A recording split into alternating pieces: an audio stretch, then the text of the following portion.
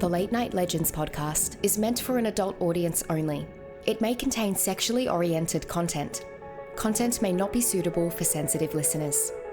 Please be aware of your surroundings. Listener discretion is advised. Watch out.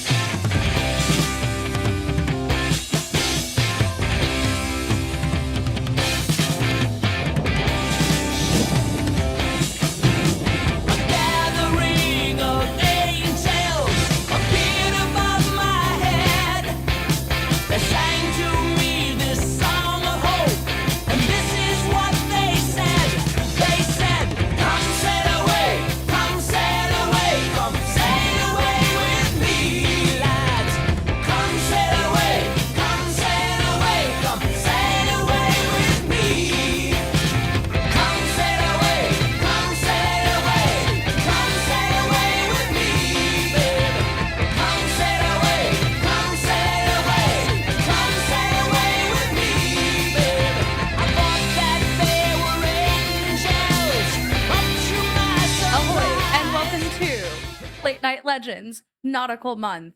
We are back on course. We have set sail again for the rest of our month. We took a little bit of a portside break. We moored ourselves for a little bit to talk to Allie, and now we are back.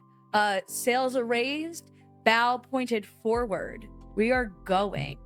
Tonight we will be talking with our host, James, but also joining us is almost a full crew, not even a skeleton crew, a full crew, with Jesse, Kay, and Shayna. As you can see, Frank and Charlie are off tonight, but that's okay.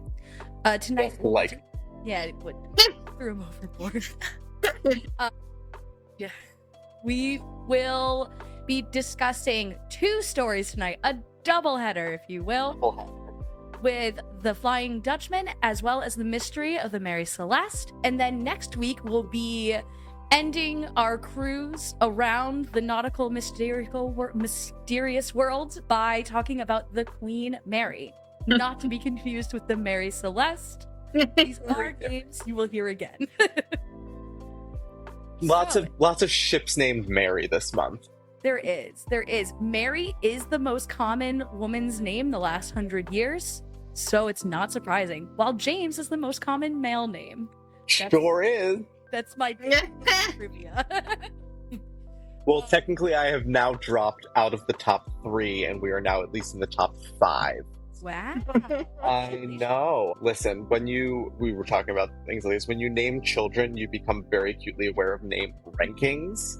Or at least, because my name was so fucking common growing up, there were 5 Jameses in my class, I was determined to not give my children, like, popular names, but then at the same time also making sure that the names weren't weird. Yep. Yeah. Because, like, that's the big thing. Like, oh, your kid's name is so unique. That's not what I want to hear. Never want to hear that. We kind of... And not something that could... Sorry, go ahead, Kai. I was just going to say, we kind of decided the same thing because in high school, I believe at one point there were 7 other Kimberlys. There was a lot of Kimberlys, and my brother has a very, very common name as well. And my husband and I both said, you know, if we end up having kids, no names in the top 100 of that year. Mm-hmm. So I ended up, my daughter's name is, shockingly, here's the thing, my daughter's name, it's Celia. Mm-hmm. Beautiful name, not a weird name whatsoever. No. It ranks in like the 200s, which is surprising to me because it is a very simple, very pretty name. Don't understand. I was on the fence. My son's name is August, and his name was like 48th. It was like in the top 100, and I had like a little about. That become popular again after August Rush? Is that why? That possibly, but like we call him Augie, and I think the book Wonder, the kid's name is Augie, got popular there. So cute. But then there's a whole lot of drama because we spell Augie with 2 G's, but like the traditional spelling is with 1 G. However, phonetically, 2Gs is correct. This is, again, legitimately got into a fight. I had not even left the hospital room. And my mom was like fighting me on the name. Oh my gosh. And I'm like, cool, thanks. Don't need to engage with this. She sent me like literally a Wikipedia that was list of famous Augies with 1G. Oh my gosh. Passive aggressive. Anyway, we are going to talk about naming ceremonies tonight, FYI. Should I just kick it off? Do it. Just kick it. Do it. Off. Okay, do you guys want the quick one first or the long one first? Let's do the quick one. This quick one. Okay, let's start off with the Flying Dutchman. Flying Dutchman. Very famous ghost ship. The interesting thing about this ghost ship is that there is no basis of fact around it. It happened to just become a legend that sprung up around travelers and most likely began as something literary. So instead has grown to become a name for a phenomena that happens at sea. So there are a ton of myths that surround it. So basically, sailors in the 17th century would be sailing out, and they would see a ship on the horizon that they couldn't identify. And it was an omen that their ship was going to sink. It is a uncrewed ship just sailing like noiselessly through the So there's a common story that the Dutchman came to a cape in Africa in distress in the weather and wanted to go to the harbor, but couldn't get a pilot to bring her into that cape. And that is what caused them to sink for the very first time. And now this ship haunts the seas because they were not given safe harbor. So the first known reference came from a book in 1790 called Travels in Various Parts of Europe, Asia, and Africa During a Series of 30 Years and Upward by John MacDonald. It then was referenced 5 years later in a book called A Voyage to Botany Bay, attributed to George Barrington. And already they're talking about this as being a superstition.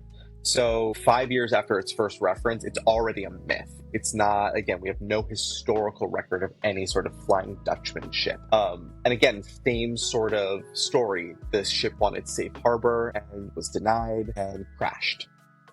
So many people believe that when you see the Flying Dutchman, it bears bad omens for your ship. So let's talk about what is the Flying Dutchman possibly in real life. So, first let's actually go. There are reported sightings of this in the 19th and 20th century. One of the most famous ones was by Prince George of Wales, who was the future King George. He was on a 3-year voyage during his late adolescence with his older brother, Prince Albert, and their tutor. And they temporarily shipped into the HMS Inconstant after the damaged rudder repaired in their original ship. The Prince's log records the following of the pre-dawn hours of the 11th of July, 1881, off of the coast of Australia. July 11th at 4 a.m., the Flying Dutchman crossed our bows, a strange red light as a phantom ship all aglow, in the midst of which light the masts, spars, and sails of a brig 200 yards distant stood out in strong relief as she came up upon the port bow, where also the officer of the watch from the bridge clearly saw her, as did the quarterdeck midshipman, who was sent forward at once to the forecastle. But on arriving there was no vestige or any sign whatever of any material ship was to be seen near or right away on the horizon, the night being clear and the sea calm. 13 persons altogether saw her at 10:45 a.m. The ordinary seaman who had this morning reported the Flying Dutchman from the foretopmast cross trees onto the top gallant forecastle and was smashed to atoms. So basically, 13 people saw this ship, and then the next morning at 10:45, the seaman who first reported it, fell to his death. Wow. This is a future king who, we're talking 1881. That is not that far off in time. This is not like a king that we something like this is like, I think it's like Queen Victoria's like grandfather, if that, this is not like, again, so far removed. But let's talk about what it actually is. And what most people believe it is something called a Fata Morgana. And a Fata Morgana is a complex form of mirage visible in a narrow band right above the horizon. So effectively, what you may be seeing is the reflection of your own ship on the horizon. Or a ship in the distance. So I don't know if you guys have ever been on the beach and seen a ship really, really far out along the horizon line that just looks kind of weird. You can't tell if it's like a shipping vessel or anything, but what the light does is it distorts that reflection and makes the ship look taller than it actually is. So it's possible that they are seeing something else on the water, but this horizon level mirage is causing it to become like higher up. And it's seen very commonly in sort of polar regions. And so it's interesting that they're talking about seeing this in Australia and Africa. They're seeing it very, very far south, because I think people forget how close like Australia actually is to like the Antarctic Circle. It's not that far off. New Zealand and everything. It's shockingly close, especially even like the bottom of Africa, So it's interesting that, like, again, this is all sort of happening in the same area. This optical illusion is known to happen there. So this is just sort of like a pretty common mirage that has happened. Back then, people didn't quite know what it was or how to explain it. And they've developed this story of this ship that wasn't given safe harbor. And now that's become the legend of the Flying Dutchman. It's interesting. Yeah. Sorry, James, just to interrupt you shortly. The chat is going wild tonight. I can't imagine why, but longtime listener, not first-time caller, Donald said, no joke, though, seeing something like that would be wild. Yeah, I mean, there's so many tales of people seeing crazy, like, I mean, have you guys ever heard the green flash? Yes. Yeah, it's another crazy optical illusion that happens most of the time so what a green flash is as the sun is going down over the horizon line, it's filtering out certain like parts of the color spectrum, and what can happen is you get this flash of green at like this exact moment. As long as the atmospheric conditions are right, you get this flash of green as the sun is setting. And again, that's another thing that sailors would see and not quite know how to explain. And I believe that the green flash is also, I'm going to quickly Google this, is also St. Elmo's fire. Not the movie. Oh no, that is a little different. St. Elmo's fire was something different. Again, something crazy people would see at sea. And then a fantastic 80s movie. Anyway, so that's sort of kind of the Flying Dutchman in the nutshell. One of the interesting things, though, is the name of that mirage, Fata Morgana, is actually named after Morgan Le Fay, because she was a sorcerer. She was a powerful sorcerer, Arthurian legend, and all of that. So they named the mirage after her. It's called the Fairy La Fata Morgana in Italian means the Fairy Morgana. Fun fact there for you. Okay, so that's my short little quickie. But we're talking about ghost ships. We're talking about crazy things that people see. So now we're going to bring to a little less superstition and a little more crazy mystery at sea that actually happened and no one knows what happened. Would you say this is more anchored in reality? Yes, but you can toss in Bermuda Triangle, you can toss in aliens, you can toss in whatever you want, because it's one of... Anchored. Oh, Joan. James, you're the only dad on here. I know. James, I have something real quick before we switch topics. Go for it. It's Yeah. kind of interesting. I've never really learned much about the Flying Dutchman, but just from what I've seen in like children's shows, Pirates of the Caribbean. Pirates of the Caribbean, Yeah. I always imagined it was like something that you saw at night, like a glowing ghost ship. And so it's interesting Yeah. described as a ship, more of a mirage that happens in the daytime. I was really surprised to hear you say it was seen at like 10:30 a.m. because I always thought it was like a glowing ghost ship. The guy who saw it died at 10:45. Oh, okay. What time did they see? But you can... I apologize for my listening skills. Now I'm getting like It was flashbacks.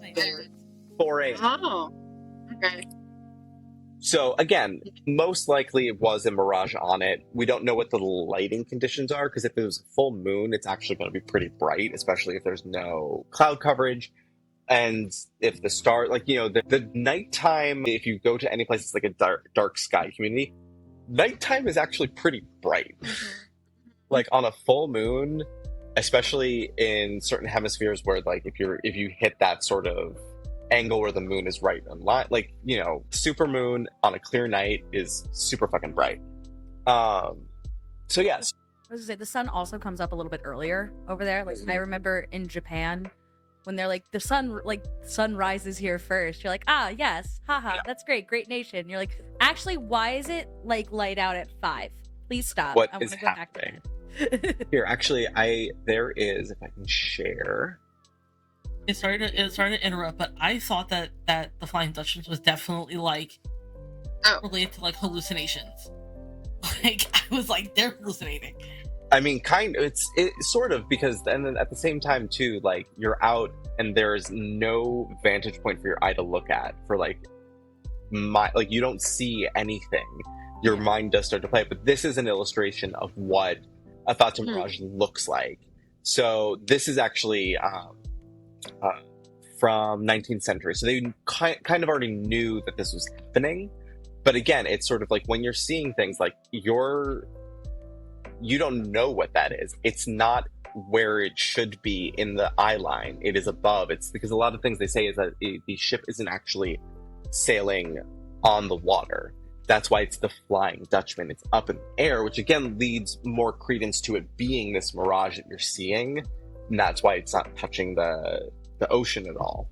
But again, it's like, this is a perfect illustration of, like, if you were like fucking out in the middle of the ocean and you see something like this in the sky, you're gonna think it's a ghost. Like, you're gonna especially if it's, the 1700s. Yeah. So that's the Flying Dutchman. I think it's always like a pretty cool one where, just like, again, like, your mind will play tricks on you. We also just don't know what's out there in the ocean. And like, there are all sorts of crazy optical shit that can happen on like a regular basis. All right. Now, on to actually spooky sort of thing, which is the story of the Mary Celeste. Have any of you ever heard of the Mary Celeste? No. Yes. Yes. Yes. Oh. Okay, cool. Way to go, Kim. Way to go, I'm Carrie. going to be experiencing this for the first time, so lots of pressure, James. I want to be wet. That's fine. That's fine. Listen. So, all right, the Mary Celeste. Let me pull up the actual note thing here. So, a little bit of the you're not. Oh, that's annoying. My tab is not letting me click on my Google Doc. No. Well, Joan has a backup plan, so it's okay. Got it. Yay. I just refreshed. That's all. Okay. So the Mary Celeste is a brigand ship, which is, I'm gonna pull up a picture of it. This is. All right. To give you an idea of what this ship looked like. Huzzah! This was a painting done of the Mary Celeste in 1861, when at the time it was known as the Amazon. We're going to get into a little bit about the superstition about how you name boats, why you name boats, what happens if you change the name of a boat. We're into that. So this is what the ship looked like. All in all, even though this boat looks big, it can be manned with a fairly small crew, which is important. So, all right. So the boat was they first started constructing the boat in 1860 at a shipyard of Joshua Dewis in the village of Spencer's Island, which is in Nova Scotia. So this is a Canadian-made vessel. It was constructed of locally felled timber. It had 2 masts and was rigged as a brigand. And she was launched on May 18th, 1861, and given the name Amazon. She was owned by a local consortium of 9 people, headed by Joshua Dewis. Among the co-owners was Robert McClellan, the ship's first captain. On her first maiden voyage, she sailed around Nova Scotia, taking a cargo of timber. So this was like a shipping vessel to begin with. After supervising the ship's loading, the captain fell ill. His condition worsened, and then the Amazon immediately returned back to Spencer Island, where he promptly died on June 19th. So this guy, the very first captain, took control of the ship on its maiden voyage and died 9 days later. So we're already off to a great start here. Not good. So the next captain was a guy named John Nutting Parker, who took over and resumed the trip and began after that. I know. Right. And so then the plan was then for the ship to go to London, during the which the Amazon encountered further misadventures. She collided with fishing equipment in the Narrows off of Maine, and after leaving London, she at least made it to London. After leaving London, ran into and sank another boat on the English Channel. Okay. What did that other boat do to her? I don't know. Go first. Listen. Did they have insurance back then? Yes, they did. There were insurance brokers back then. All right. So after Parker left, you have the next captain is William Thompson, who remained in command until 1867. So at this point, we're already talking, this has only been 7 years. And apparently they're saying that these were the quiet years. Everything was fine. They went to the West Indies, England, Mediterranean. Totally fine. So I love this. It says, Amazon's first mate later recalled, we went to the West Indies, England, and the Mediterranean, what we call the foreign trade. Not a thing unusual happened. However, in October of 1867, at Cape Breton Island, the Amazon was driven ashore in a storm and was so badly damaged that her owners abandoned her as a wreck. On October 15th, she was acquired as a derelict. So if you could get almost like a salvage fee off of things, by Alexander McBean of Nova Scotia. Within a month, he sold the wreck to another businessman, who then sold it to an American mariner by the name of Richard W. Haynes. Haynes paid $1,750 for the wreck, and then spent $8,825 restoring it. And I had meant we didn't get to a purchasing power calculator, because that's always a fun thing to find out. So the amount was $8,825. The year it took place was 1867. So that was around... No, that can't be. That's not right. A million something. No. There we go. Roughly around... So it said... spent on a purchase, the relative worth was spent on a purchase of $193,000, 346. And if it was spent on a construction project, it was probably closer. Oh, this makes sense. If $8,000 spent on a construction project, or as the cost of a historic event, I guess they spent it on a convention or something, would be around $119,187. So, yeah, is a lot of fucking money. Those are very different numbers. So, they are very different numbers. I'm very confused. Yeah. It's also the 1800s, so who the fuck knows? All right, so he made himself captain, and in December of 1868, he registered her with the collector of the Port of New York as an American vessel under a new name of Mary Celeste. So, we've gone from this ship was originally christened the Amazon, and now this ship is now called the Mary Celeste. Why is that important? Well, superstition has it that it is not, you cannot just name a ship. Mm-hmm. You can't just rename a ship, sorry. Yeah. The reason why is once a ship has set sail, the gods of the ocean know that ship. And unless you inform Poseidon of the change of name, bad luck will do it. So, we now, and we still do this, we host boat renaming ceremonies. So if you wish to rename a boat, you need a metal tag with water-soluble ink to write the name on it, multiple bottles of champagne, and witnesses, and then you have a master of ceremonies to read quotes and perform the ceremonial champagne tossing. You need to cover the new name beforehand. You can't reveal it. And things you have to do beforehand, you have to remove any trace of the old name. So if you have any custom embroidered pillows, if there is towels on the boat with the name embroidered on it, gone. you have to get it all gone. You have to write the old name on that metal tag in the water-soluble ink. So what you do is you start the ceremony by purging the old name. And the purging ceremony is the old name should be removed, erased, whited out. And the Master of Ceremonies has the prepared metal tag in hand. You have your champagne at the ready. And you start the ceremony by saying, "Mighty and great ruler of the seas and oceans, to whom all ships and we who venture upon your vast domain are required to pay homage, implore you in your graciousness to expunge for all time from your records and recollections the name," you say the old name, "which has ceased to be an entity in your kingdom. As proof thereof, we submit this ingot bearing her name to be corrupted through your powers and forever be purged from the sea." So you drop the metal tag, and the water is supposed to wash away the name off of the tag. Then you drop or toss the metal tag from the bow of the boat, and you say, "In grateful acknowledgement of your munificence and dispensation, we offer these libations to your majesty and your court." And you immediately pour half the bottle of champagne into the water from east to west, and then you share the remainder of that bottle with your guests. So then when you do the renaming of it, you have your second bottle ready, and you got your flutes, and now you have to prepare to pour the champagne from west to east.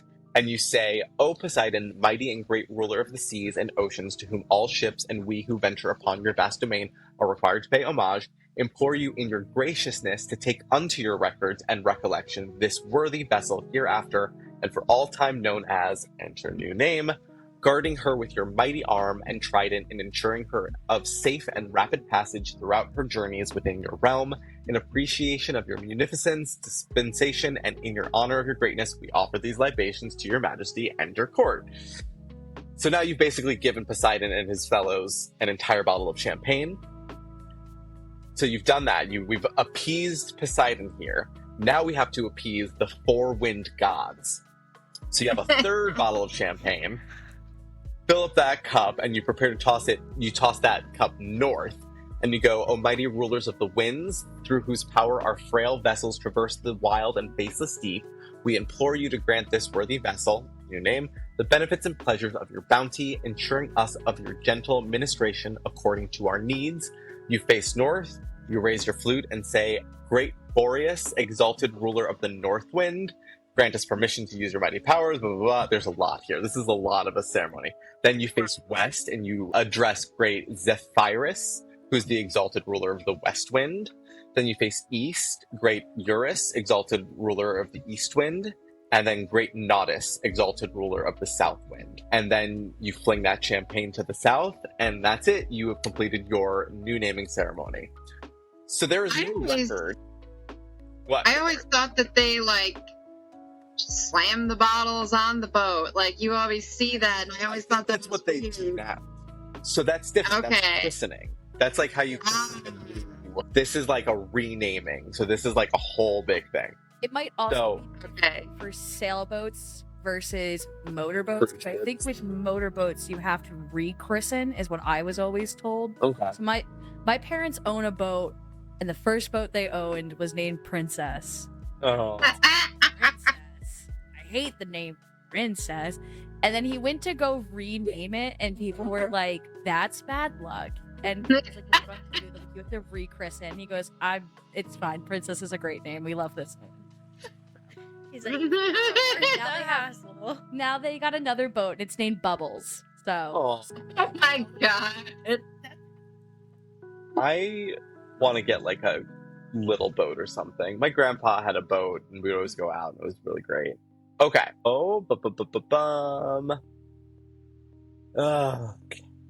When a monk sold, the ship was okay. But in October, so we had it was christened in 1868 as Mary Celeste. However, in October 1869, the ship was seized by Haynes's debt collectors and sold to a consortium headed by James H. Winchester. During the next 3 years, the composition of the consortium changed several times, although Winchester retained at least half share throughout, but no record of Mary Celeste's activities could be found during that period. In early 1872, the ship went through a $10,000 renovation and refit, which made her a lot bigger. Have you guys ever heard of, like, was it the ship of Theseus? You ever hear about that? It's another Greek myth, but it's also a philosophical exercise where you have a ship that over time, every board on the ship has been replaced due to repairs, wear and tear, all of that, to the point where not a single scrap of wood from the original vessel is still there. Is it still the same ship? And it's the ship of Theseus. So, like, think of that. It's like literally at this point now, this boat has gone through so many transformations. All right. So we're going to flash forward a little bit. The boat is now under the control of Captain Briggs, who was born in Massachusetts. Don't really need to know a whole bunch about him. But in October 1872, he took command of the Mary Celeste for her first voyage following her extensive refit, where she was taken to Italy, and he arranged for his wife and infant daughter to accompany him while his school-aged son was left at home in the care of his grandma. Okay.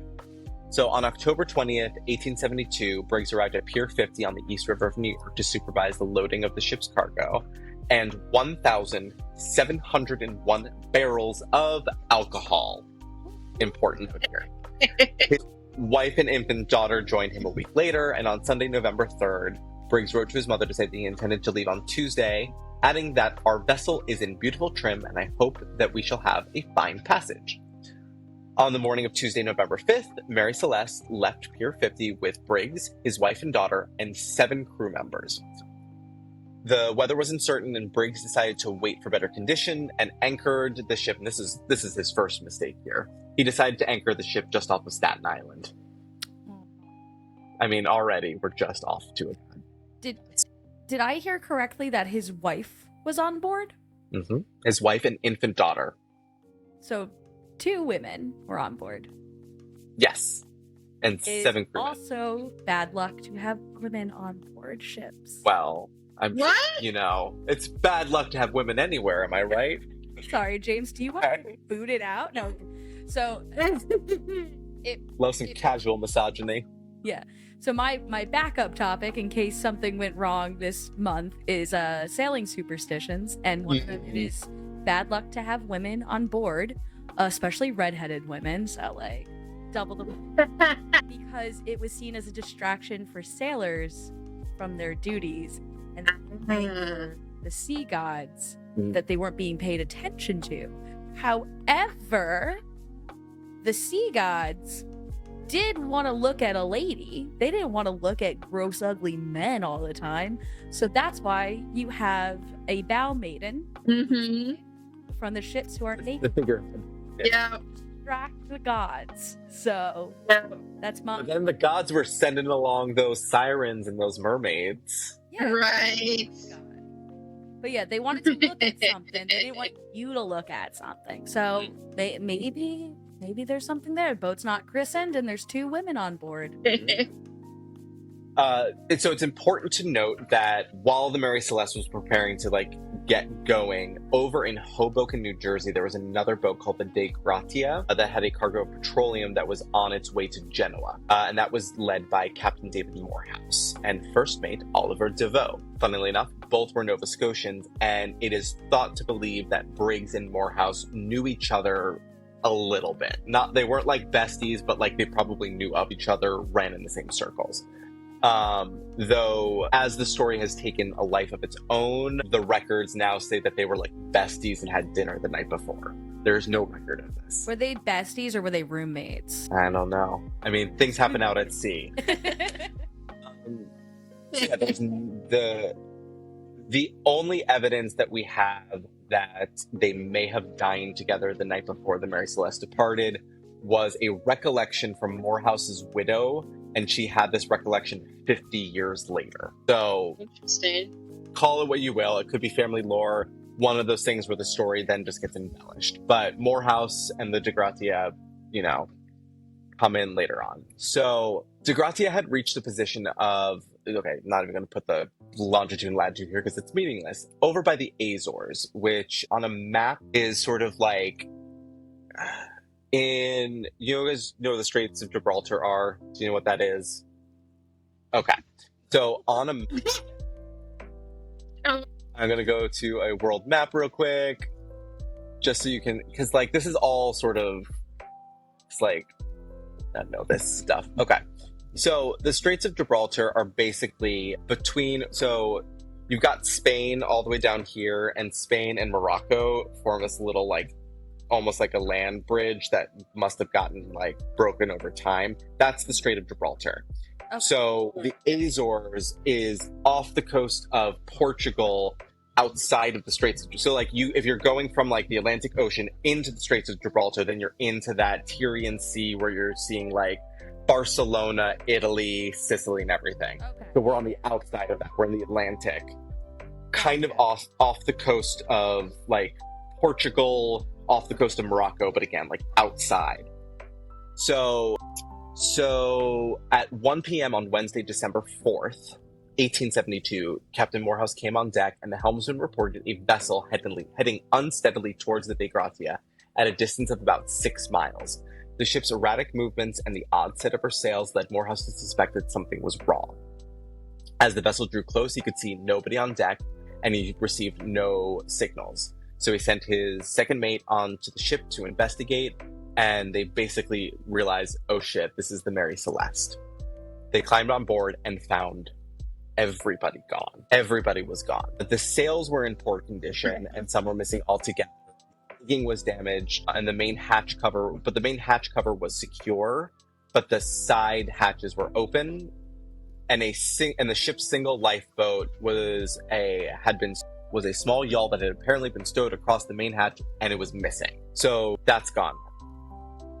The ship's compass had shifted from its place, and the glass cover was broken, and there was about 3.5 feet of water in the hold, a significant amount, but for a ship of that size, not something that would be detrimental. An emergency.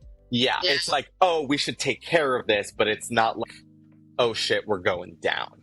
So they found the ship's log in the mate's cabin, and the last entry had happened 9 days earlier. And it had recorded that the Mary Celeste's position then was around 400 nautical miles away. So this ship basically in 9 days, without a crew, drifted 400 nautical miles to a place where a ship it knew, like, and the crazy thing is, it's like, what are the odds in the entire ocean that it would sail adrift for 9 days and reach another ship that knew of it? Like, that's just, to me, is insane. So basically, the DeVoe kind of took a look around, and he realized that, like, all in all, everything inside, while wet because, like, windows were open and shit like that, everything was in pretty good shape. Some personal items were scattered around, including a sword, but most of the ship's papers were missing, along with the navigational galley equipment was stowed away. There was no food prepared or under preparation, but there was a ton of food in the ship's stores. There was no signs of fire or anything that happened there. And it basically, all they could sense is that everyone left.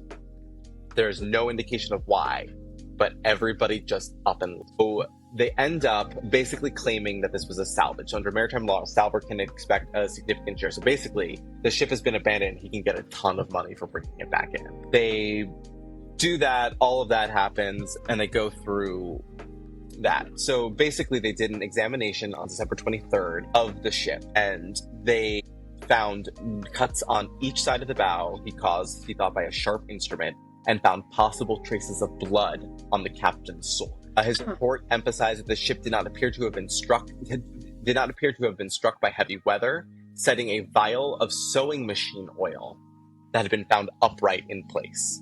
So again, 9 days adrift, and a bottle of something did not tip over, which is pretty remarkable. If there had been any sort of storm or anything, things would, But they didn't acknowledge the fact that it is very possible that while people were inside that ship afterwards, someone went, put that bottle right back up. This will be a funny joke. So they were still looking at the hull and trying to figure out what was going on, what these cuts were to the hull. And they brought in basically a second opinion, and that second opinion is like, no, this is weird. This looks like it was done deliberately. It could not have been involved in a collision. It could not have run aground. That the cuts were done deliberately. They also discovered stains on one of the ship's rails that may have been blood, together with a deep mark that was possibly caused by an axe. These findings strengthened Flood's suspicions that human wrongdoing rather than a natural disaster lay behind the mystery. On January 22nd, 1873, he sent a report to the Board of Trade in London, adding his own conclusion that the crew had got at the alcohol and murdered the family in a drunken frenzy. Oh my They had god. cut the bows to simulate a collision, then fled in the yawl to suffer a fate unknown. Blood thought that Morehouse and his men were hiding something, specifically that the Mary Celeste had been abandoned in a more easterly location, that the log had been doctored, and he could not accept that the Mary Celeste could have traveled that far uncrewed. So, what's going on? So it's, already we're kind of speculating that, like, this was a murder or something like that. There's, again, foul play. Basically, James Winchester arrived in Gibraltar to inquire when the Mary Celeste would be released to deliver her cargo. Flood demanded a surety of $15,000, blah, blah, blah, blah, blah. Okay, nothing, basically they were, my notes, during a series of ship exchanges, Flood's theories of mutiny and murder received significant setbacks when scientific analysis of the stains found on the sword and elsewhere the ship showed that they weren't blood. Okay, so now we don't have blood. We thought we had blood, we thought we had an axe mark, it's not blood. A second blow to Flood followed a report which said basically the marks on the bow were not man-made and came from natural action. So now you've got a third opinion coming in and saying, no, this is all natural. So at the end of the day, basically they threw suspicion on the de Gratia and Morehouse and ensured that Morehouse and his crew would be under suspicion in the court of public opinion forever. So now we've got these people who just happened upon the ship and now they're being accused of basically killing everyone. So that's the foul play theory. So then Captain Briggs, remember the captain that is now missing, his cousin suggested that a transfer of the personnel to the yawl may have been intended as a temporary safety measure, and that it is possible that they ran into some weather, they ran into something that required them to at least get off of the ship itself for a little bit, and in that sort of chaos, the ship and the lifeboat became detached, and that's how they separated, like a pure freak accident sort of thing. They note that it would be illogical to attach the yawl to the vessel, so they think that maybe they thought with all the alcohol that the ship might have been in danger of exploding, and that's why they kind of went and got a safe distance. But unfortunately, they weren't so sure. The leading investigator in sea mysteries by the name of Arthur N. Putnam also wrote a similar theory. That is sort of like his going. Others believe that it could have been a natural phenomena. So I believe that that a water spout may have struck nearby, and abandonment could explain the amount of water in the ship and the ragged state for rigging and sails. Another one could have possibly been a displaced iceberg. Again, there's all sorts of like crazy things. Another fun one is that an earthquake on the seabed may have disturbed the water so much that it damaged part of the alcohol barrels and caused alcoholic fumes to kind of take a hold of the ship and basically cause everyone to kind of go crazy. So in 2006, though, for Channel 5 News in England, they tried to do an experiment which helped revive, again, this explosion theory, that the alcohol was leaking, they were smelling the fumes, and basically were like, we need to GTFO off this ship. So that's all of sort of the ideas of like what might have happened, like the actual, like, let's actually try and figure this out. But those aren't as fun. So let's talk about some of the myths. Okay. Arthur Conan Doyle comes in and wrote like a story in a magazine called Here that said he was at the time a ship surgeon. Doyle's story did not adhere to the facts. He renamed the ship the Mary Celeste, changed the name to J.W. Tibbs, and changed it like a little bit. But in the story, a fanatic named Septimus Goring, with a hatred of the white race, has suborned members of the crew to murder Tibbs and take the vessel to the shores of West Africa. Thanks, Sir Arthur Conan Doyle. What a helter-skelter of him. Helter-skelter. And the thing is, because it's Arthur Conan Doyle, that this ends up becoming what people perceive as fact. Okay. Oh, jeez. Yeah. So another version is that the crew had gathered on a temporary swimming platform to do a swimming contest when the platform collapsed and everyone was eaten by sharks. In the middle. Which is that's a fun one. Again, more sort of that the de Gratia did it all. There was an alleged, in 1924, they published a story whose alleged informant was Mary Celeste's former boatswain, which said that Briggs and his crew basically killed everybody, and they took 3,500 pounds of gold and silver and decided to split the money, abandon Mary Celeste, and seek new lives in Spain, which they reached using boats, like lifeboats. And then in 1904, this is my personal favorite one, that the entire complement of the Mary Celeste was plucked off one by one by a giant octopus or squid. Of course. That's awesome. Yeah. All at once. All right. So that kind of brings us. That's sort of it. Like, I know it's not like super crazy and spooky, but again, what the fuck happened to the ship? It left Genoa in 1873, went back to New York, and in November of 1884, Parker, who was, if you remember Parker from way back when he bought the damn thing, conspired with a group of Boston shippers who filled Mary Celeste with largely worthless cargo, misrepresenting on the ship's manifest as valuable goods. He basically purposefully crashed the boat and tried to commit insurance fraud. They did have insurance back then. Yes. And that is unfortunately the end of the Mary Celeste. It ends in goddamn insurance fraud. Do we not think that this might have been the first attempt at insurance fraud? Like, I don't everyone think. was in on it, and they're like, yeah, no, we'll go live in Spain. That sounds really fun. Like, they said they're bringing, like, Grey Goose, but it was really Smirnoff, and then... Basically. Yeah. They're like, oh no, we lost it. But in August of 2001, though, they a marine archaeologist by the name of Clive Cussler announced that they had found the remains of the ship of the Mary Celeste.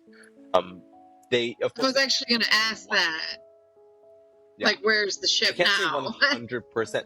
It is on the Rochilos Reef, which, let's see where that is, Google Maps, off the coast of Haiti. Okay, interesting.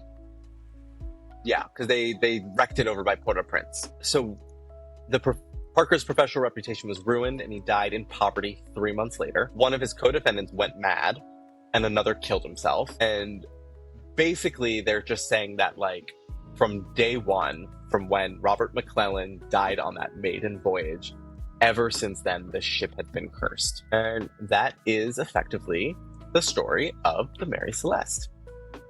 Interesting. Any questions? Questions, comments, concerns? What do you think happened, James? I think that they got off the boat for safety and they got separated. Because of the giant squid. So, like, and everybody from the ship just, like, disappeared. No one's ever heard from or seen them again. Okay. That's interesting. Nope. 7 crewmen, Briggs, his wife, and daughter. Sad. You said all of the navigation equipment had been removed, right? And a lot of the papers, too. So clearly they were taking things. But again, the reason why I think people find this so mysterious is, like, if a ship has been abandoned because of something like bad weather or something like that, you're going to see that sort of, like, be reflected in the boat itself. The interior of the boat was pretty much was fine. It was absolutely fine. The ship was upright and apparently had drifted 400 miles in 9 days, which is insane. It's too far for a ship that isn't being manned by someone. So you've got missing people. You've got a boat in good... If this boat was found completely destroyed, people were like, yes, they ran into some issue and they're all gone. The boat's fine. The boat was sailable. It needed a couple of sails replaced, but that's about it. And something had happened for 9 days. It had been adrift on its own. I assume if they thought they were going to leave it more than, like, 24 hours, they would have taken the captain's log with them. Yeah. To, like, write everything like that's Well, the point of the captain's log is to say what is keep that record. Yeah. Yeah. So they have the captain's log that has their last date was found in the mate's cabin. It wasn't even found in the captain's quarters. So That's interesting. but it's the last entry they had. Like that sort of log was found there. What was missing was the navigational papers, the charts.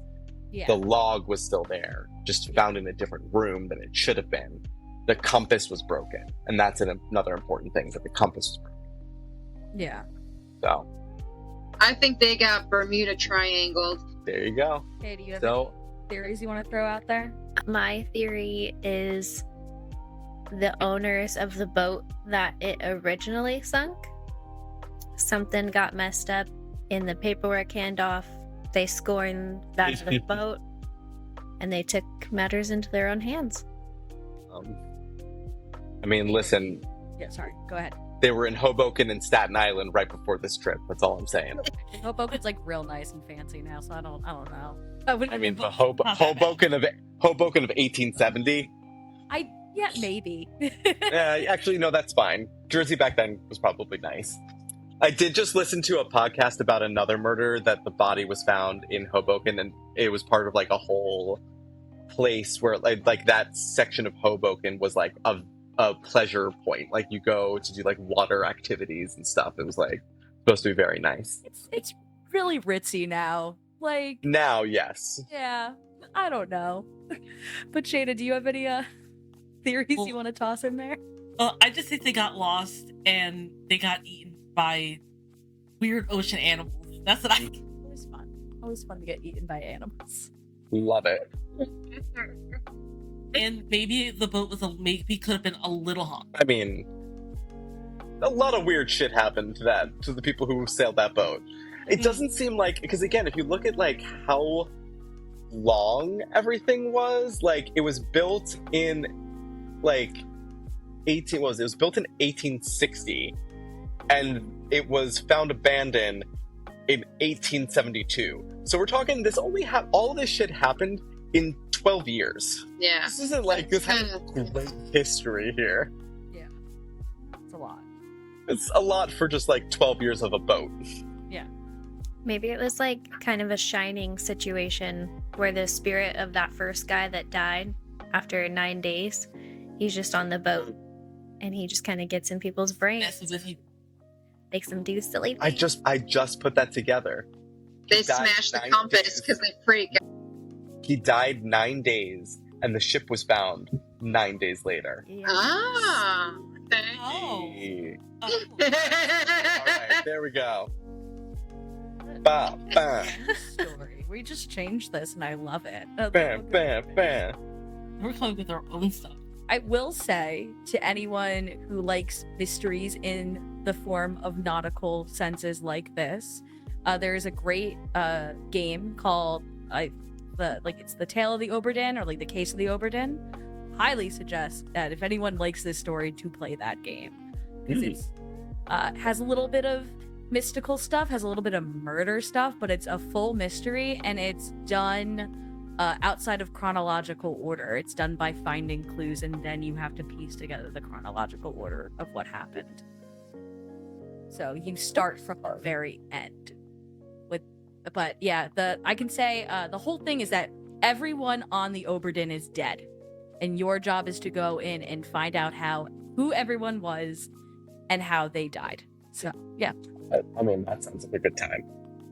really good, and the art's really nice too. So really I love it. Yeah, because even now, I forget the name of this one boat. There was something similar happened where they just don't know what happened. They just found this random boat in the Atlantic. I think back in like 2015, 2016. I don't know why it just reminded me of that, and I'll have to look into that. But yeah, it's like some random boat with like some guy who's just mummified, writing notes. Like was found like several years. Was found like a jillion years ago, and like there was no distress, no nothing, and like he was the only person left on this boat, but everyone else was gone. I think I remember hearing about that.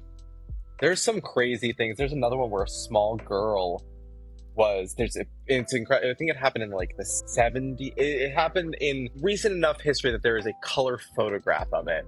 But they found this girl who was there was violence on the ship. Something awful happened, and the girl basically escaped. And she was like a young girl, and she was found on a lifeboat by herself after surviving alone for like a very long time. Oh, I was get it chills girl? like that? I don't know. And like there's a book, and the cover of the book is they took a photo of her, like an aerial photo of when they found her. On that note, we're coming up on the hour. Do you all want to Yeah. Oh, that one made me shook. I will go last. Who would like to go first? Nobody has anything. I'll go first. You go for it, Jesse. You got it. My final thoughts are men back in the day surely sucked about saying women can't be on boats. That's rude. And also, I think that boat got Bermuda Triangles. Jesse, I don't know how to tell you this, but I think a lot of history is just men being rude.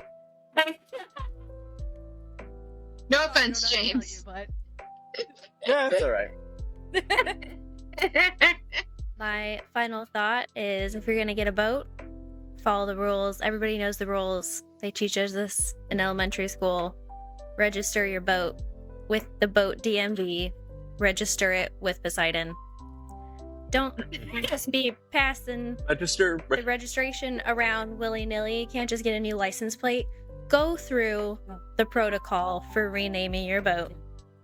If you get into a wreck, make sure you carry insurance.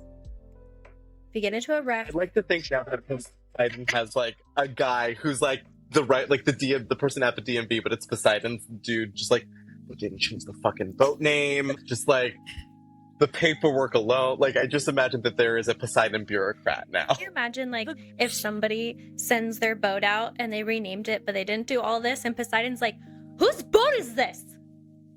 What the fuck is wrong? And then he has to go, now we have to repo it. Oh no. Are y'all acting like the Greeks didn't love bureaucracy specifically?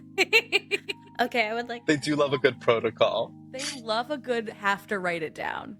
but also they also love to just do whatever the fuck they wanted.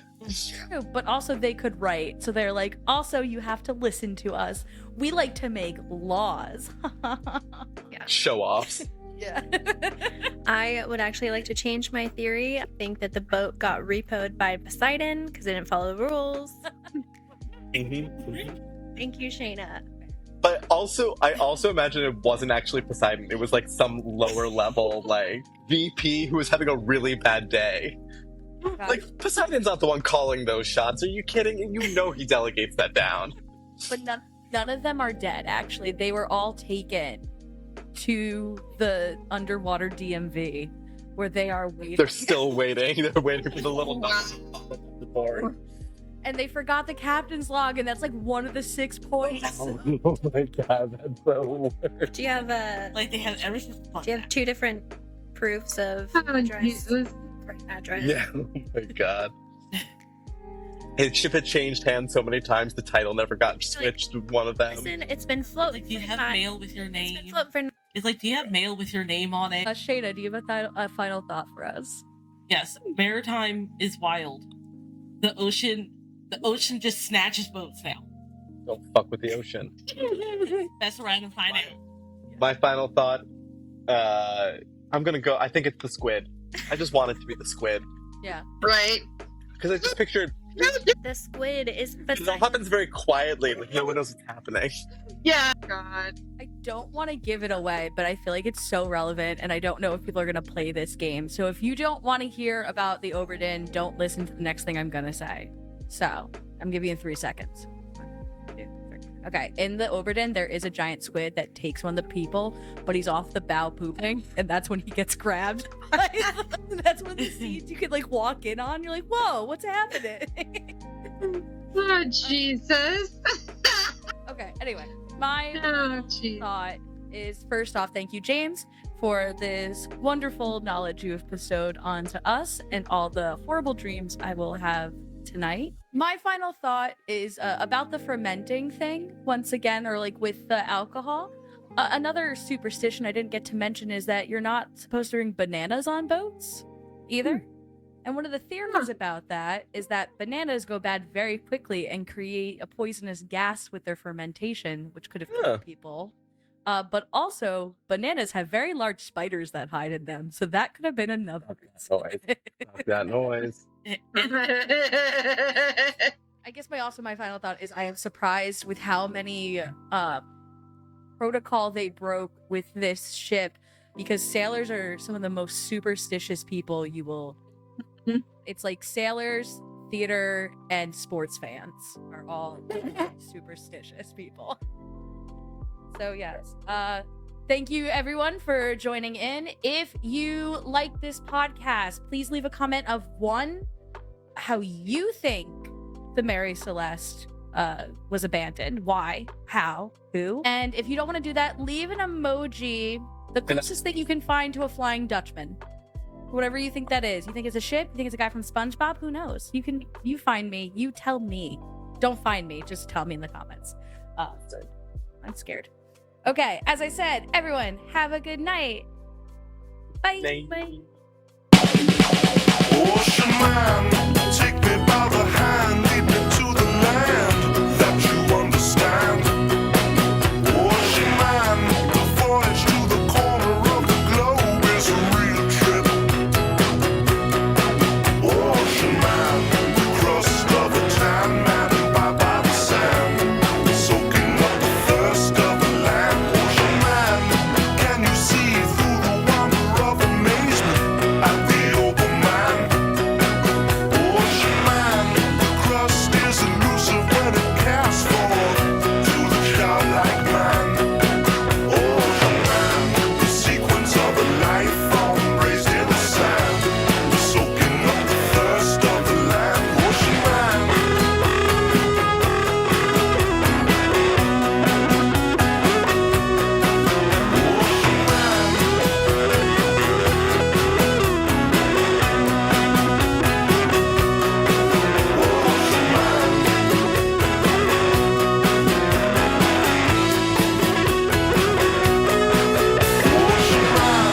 Take me by the hand, lead me to the land that you understand.